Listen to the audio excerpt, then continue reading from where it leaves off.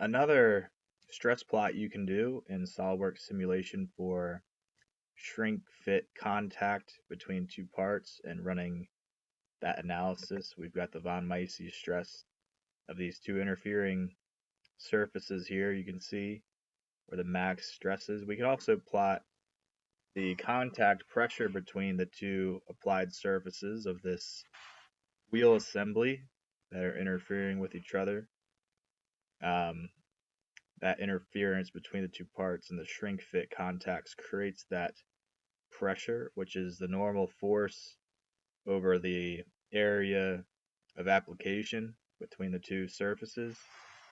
And you can show it in PSI, Newton per meter squared. We'll do it in KSI. So here we're going to go to define stress plot. For the component, we're going to do contact pressure. Do it in KSI. We can show it as a vector plot if we want. Select OK. These vectors, you can show the direction of that pressure and the pressure range in KSI.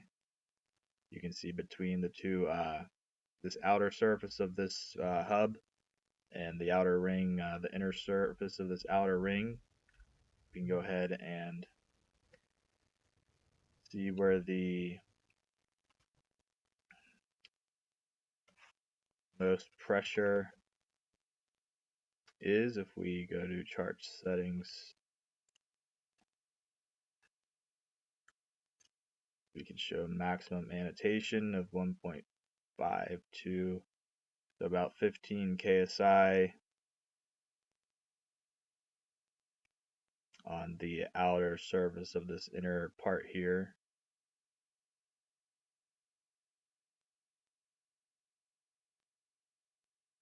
So just another way to plot stress and pressure between the two contact surfaces in SolidWorks static simulation.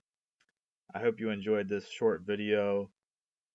Subscribe to the channel, like this video, and I'll see you on the next one.